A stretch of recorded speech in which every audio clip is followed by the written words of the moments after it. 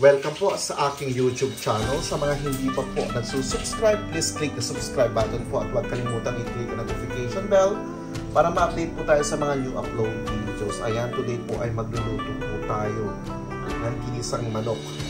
Actually, dapat ang tawag dito po ay tinola, kaso nga lang po ang lalagyan po siya ng kamatis. Ayan po. At hahaluan po natin siya ng upo. Ayan po ang ating upo. Hindi ko na po alam po ng tawag dito kung tinola po pa ba o ginisang manok na po. Ayan po ang ating mga sangkap. Andyan po ang ating sibuyas, bawang, luya, kamatis at ang ating bell pepper at ang ating upo. Yan ang ating magic sarap, ang ating black pepper.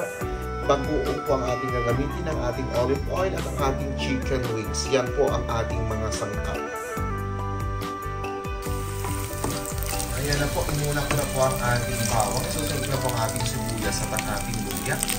Ayan na po ang ating sibuyas at ang ating luya.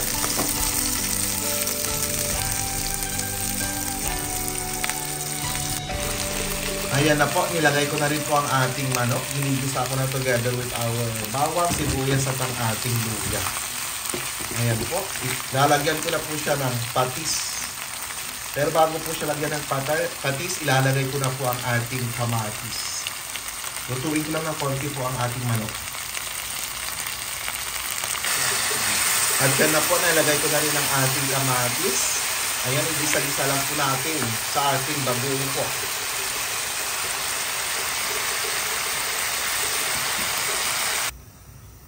Ayan na po, dinagdagan ko na po siya ng tubig. Nilagyan ko na rin po siya ng magic sarap, black pepper po. Ayan, pakuluan lang po natin, lutuin pa natin ang ating manok. Isusunod na po natin ang ating upo. Tatakpan lang po natin. Ayan na po. Ilagay na po natin ang ating upo po.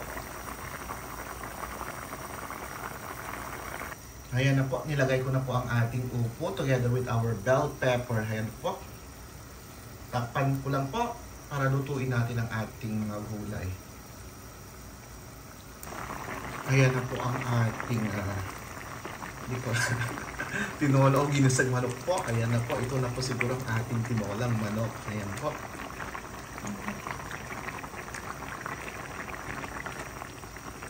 Ayan. Konti pa. Lutuin pa natin ng konti pa. Malapit na to. Ayan, ito na po ang ating finished product po. Ayan, ang ating ginisa o tinulang manok po. Ayan. Ang sarap na po. Kainan na!